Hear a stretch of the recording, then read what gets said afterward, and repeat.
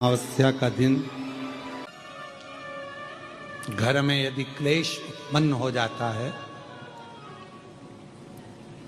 आपका धन, आपकी प्रॉपर्टी, आपकी जमीन, आपका प्लाट, आपका दुकान, आपका पैसा यदि किसी ने कब्जा कर लिया और छोड़ नहीं रहा, प्रत्येक अमावस्या के दिन पीपल के वृक्ष के नीचे जाकर 2 दीप लगाइए घी के।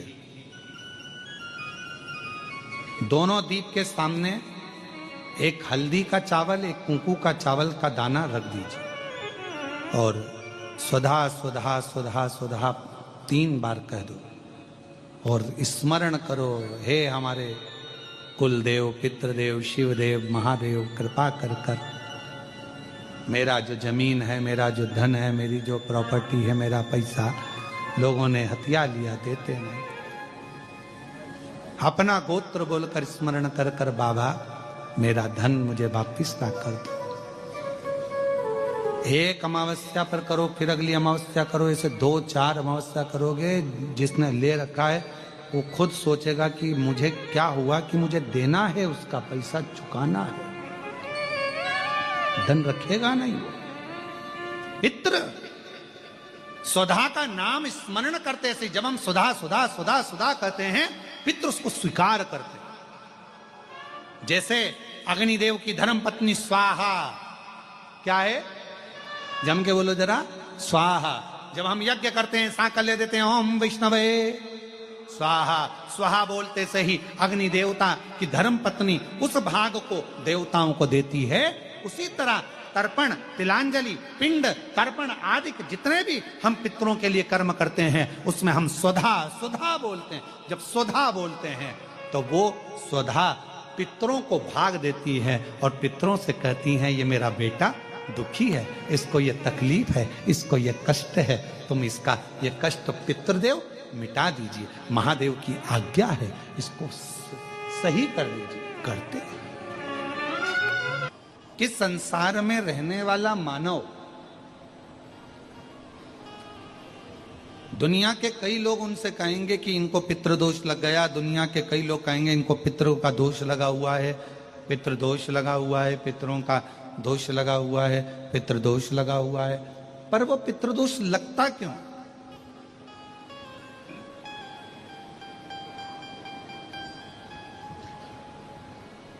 पितृदोष लगने का कारण है क्या?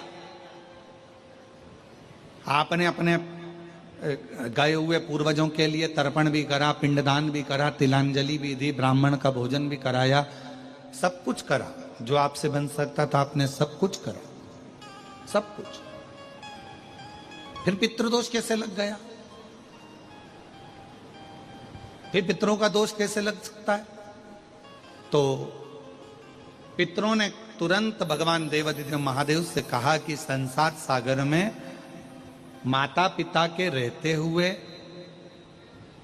उनका आदर ना कर पाना, या माता पिता को जब प्यास लगी उस समय पर जल प्राप्त ना हो पाना, या किसी न किसी रूप में माता पिता के पूर्वजों के आदर से वंचित रह जाना, फिर माता पिता के चले जाने के बाद, बुजुर्गों के चले जाने के बाद वो दोष घर में लग जाना पितृदोष की संज्ञा में आता।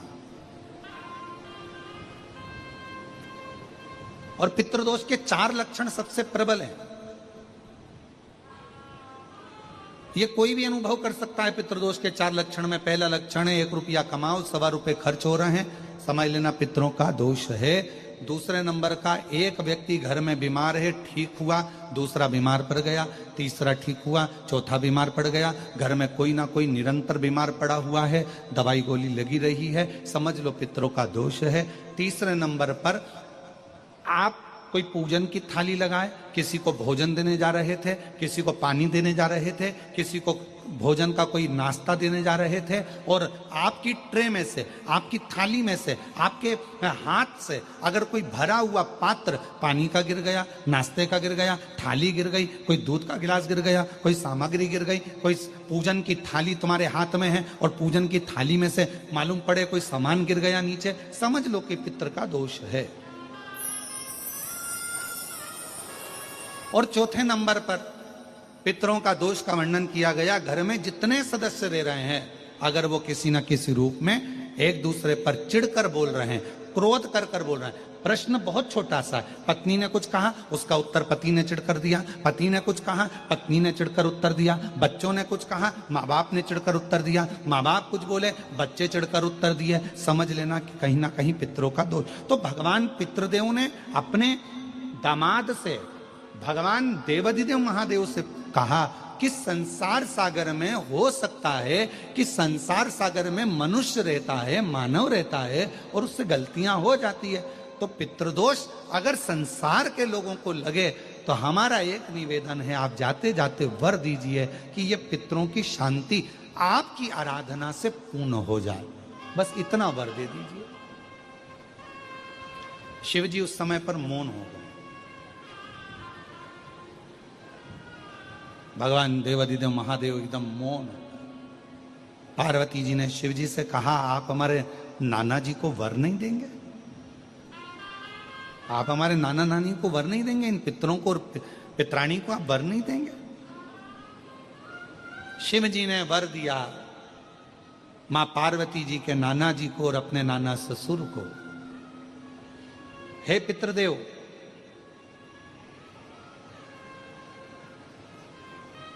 मैं आपको वर देता हूं, अमावस्या के दिन प्रदोष काल में, प्रदोष के समय पर, प्रदोष काल में शाम के समय पर जाकर किसी भी नदी, तालाब, बावड़ी, कुआं, कहीं ना कहीं जो आपके पास में हो, वहां पर एक घी का दिया, बत्ती का मुंह दक्षिण की ओर कर कर अवश्य जला कर जाना। सारे पितृदोष समाप्त हो जाएगा।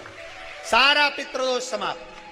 अमावस्या के दिन किसी भी जलाशय के पास में, नदी, तालाब, बावड़ी, कुआं, जो आपके शहर में, आपके गांव में, आपके नगर में हो, वहां जाकर लगा दे। अगर नदी, तालाब, बावड़ी, कुआं नहीं है तो पीपल का वृक्ष हो या बेलपत्री का वृक्ष हो या बट का वृक्ष हो, उसके नीचे लगा दो प्रदोष काल में। पर अमावस्या के दिन लगाएं जरूर। क्यों? क्योंकि अमावस्या के दिन पितृ शाम के समय प्रदोष काल में शंकर भगवान का नाम जाप कर कर नदी, तालाब, बावड़ी पर पानी पीने जाते हैं। वहां से जल का आचमन कर कर पितृ अपने लोक को चले जाते हैं प्रदोष काल के समय पर। इसलिए प्रदोष काल में जलाशय के पास में, बावड़ी, कुआं, नदी, तालाब के किनारे पर दिया लगाया जाता है दक्षिण की ओर मुख कर कर बत्ती का। तो पितृ आशीर्वाद देते हुए जाते हैं कि फलो फूलो, आगे बढ़ो, उन्नति करो, तरक्की करो। ये पितरों का आशीर्वाद रहता है, पितरों का वर रहता है। आप देंगे उसको मिलेगा। पितृदोष है, ये आपको कैसे मालूम पड़ेगा?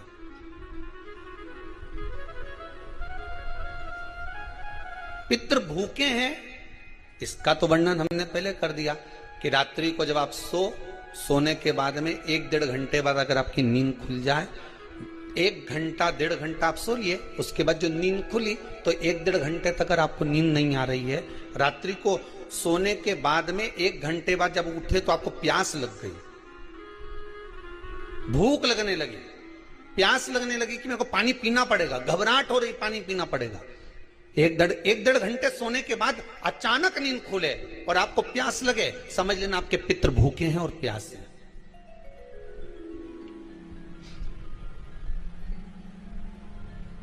वो भूखे और प्यासे हैं, उनको जल की जरूरत है।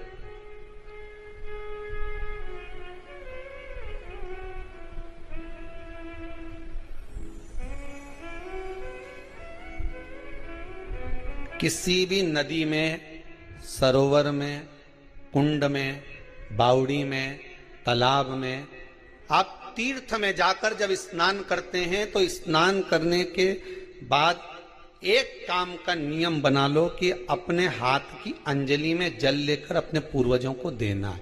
प्यासे रहते हैं, भाग मांगते हैं।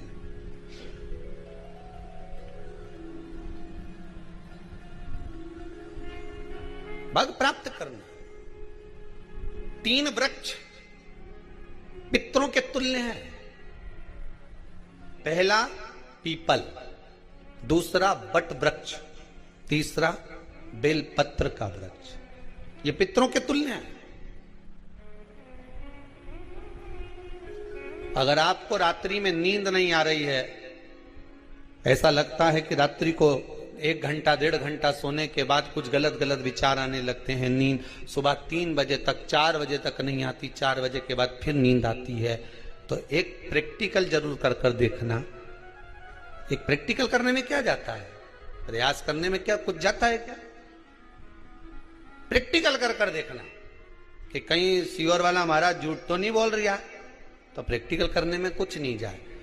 1 लोटा पानी लो, उसमें थोड़ा सा कच्चा दूध डाल लीजिए, बेलपत्री का पेड़ या पीपल का पेड़ या बट का पेड़, इन पेड़ के नीचे ले जाकर उस दूध को दोपहर में सुबह 10 बजे से लेकर 12 बजे के बीच में ले जाकर चढ़ा दीजिए।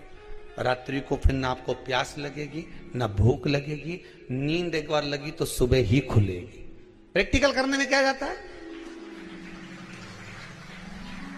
पानी डालने में तुम्हारा कुछ जाएगा? अरे बोलो तो सरी, हमें 10 रुपया का दूध जरूर उसमें, और तुम इतनी चतुर हो, इतना सारा दूध थोड़ी डालोगी, तो 2 चीनी डालोगे।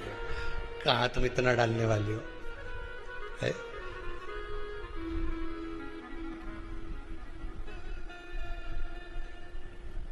प्रैक्टिकल करने में क्या जाता है? कुछ भी नहीं बिगड़ेगा, ये तो बस जल डालोगे तुम्हारा ही कुछ अच्छा हो सकता है, बाबा की कृपा है।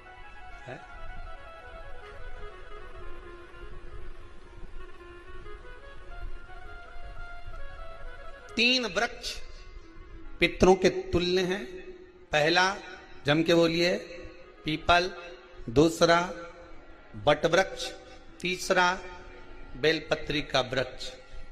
3 पीपल के वृक्ष में 52,000 ब्राह्मण एक साथ निवास करते हैं, इसलिए पितृतुल्य है। बट वृक्ष ब्रह्मा जी के मस्तक से बना, इसलिए पितृतुल्य है।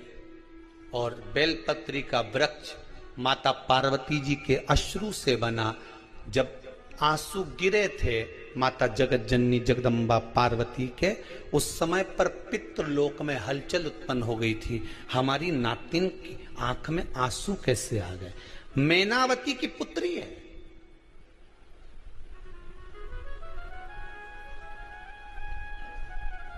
पितरों की नातिन, इसकी अश्रु कैसे गिर गए?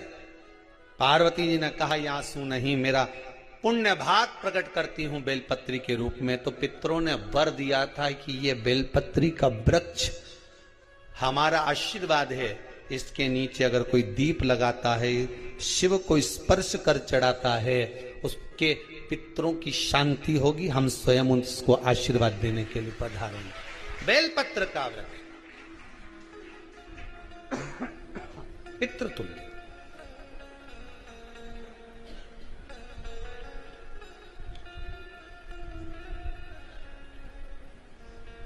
तो रात्रि को अगर भूख लग रही है, प्यास लग रही है, तो पितृदोष। दूसरा पितृदोष का लक्षण बताया, घर में कोई शुभ कार्य ना हो, वंश की वृद्धि ना हो। 1 रुपये कमाओ, 1.25 रुपये खर्च हो रहे हैं, पैसा 10 जगह से कमाई आ रही है पर घर में टिक नहीं पा रही है, आया गया, पितृदोष। जरा सी कटोरी पड़ी है, उसके पीछे विवाद चालू हो जाए, पानी ढुल गया उसके पीछे विवाद हो जाए, या छोटी छोटी बात में घर में क्लेश मचा हुआ है, पितृदोष है। समझ लो हमारे पूर्वज हमसे खुश नहीं, प्रसन्न नहीं। मौका लग जाए, सारी दुनिया के लोग तुमसे कह रहे हैं तेरे घर में पितृदोष है। 1 रुपये कमाते हो, 1.25 रुपये खर्च होता था, मानसिक टेंशन बना रहता है। घर में एक व्यक्ति बीमार है, ठीक हुआ, दूसरा बीमार पड़ गया, दूसरा ठीक हुआ, तीसरा बीमार पड़ गया, तीसरा ठीक हुआ, चौथा बीमार पड़ गया। मतलब कहीं ना कहीं पितृ का भाव, पितृदोष का वर्णन। किसी ने कहा तुमसे कि तेरे यहाँ पितृदोष है, तूने ब्राह्मण को भोजन करा दिया, पिंडदान करा दिया, तर्पण करा दिया, तिलांजलि करा दी, गया जी का श्राद्ध कर दिया, हरिद्वार चली गई, वहां पिंडदान करवा दिया, ब्राह्मण भोज करवा दिया, तिथि पर भोजन करवा दिया, सब कुछ करवा के देते। अब एक काम और करके दे, एक काम और करके देते हो।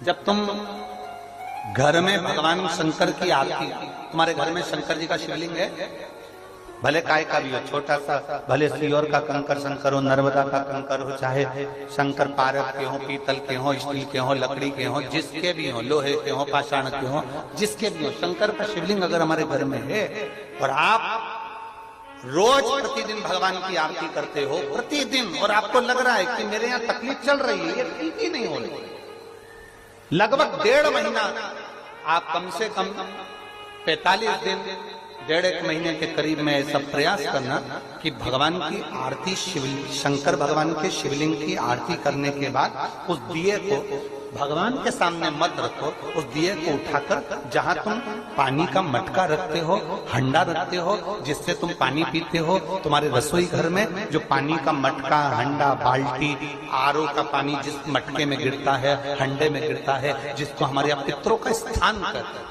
उस स्थान पर, उस मटके के पास में, उस हंडे के पास में, उस बाल्टी के पास में, जहां रसोई घर में पानी रखते हो, उस रसोई घर में पानी जहां रखते हो, उसके पास में उस दिए को भगवान के सामने नहीं रखना, आरती उतारने के बाद उस दिए को ले जाके सीधे परिंडे के पास में, उस हंडे के पास में, मटके के पास में उसको रखो। केवल 1.5 महीना कर कर देखना। 1.5 महीने के बाद तुम्हें मालूम पड़ेगा कि हम वापिस उन्नति की सीढ़ी पर चढ़ना प्रारंभ कर दिए, हमें फल मिलना चाहिए। अब तुम्हें ना कहीं जाना है, ना कहीं आना है, ना कोई खर्चा है। खर्चा है क्या? ईमानदारी से बोलो, कोई तुम्हारा लाखों का रुपया लग गया क्या? रोज आरती करते हो रोज आरती। बस आरती का नियम बना लो कि हमको पितृदोष किसी ने बोला है, हमारे घर में अशांति है, पितृदोष है, कोई कह रहा है कि तुम्हारे घर में पितृदोष है, हमने सब कुछ करके देख लिया। अब हमें यह करना है कि महादेव की आरती जब होती है तो उसकी ज्योत का दर्शन करने पर 1000 कपिला गाय के दान का पुण्य मिलता है। तो ये पुण्य हम हमारे पितरों को देते हैं, जिससे उनकी मुक्ति हो जाए और हमें आशीर्वाद प्राप्त। उस दिए को नीचे नहीं रखना, आरती उतारने के बाद आरती पूरी हो जाए तब उस दिए को ले जाकर, जब आप ले जाकर उसको रखें तब उस स्थान पर रखें जहां पितरों का स्थान, जहां पितरों का स्थान।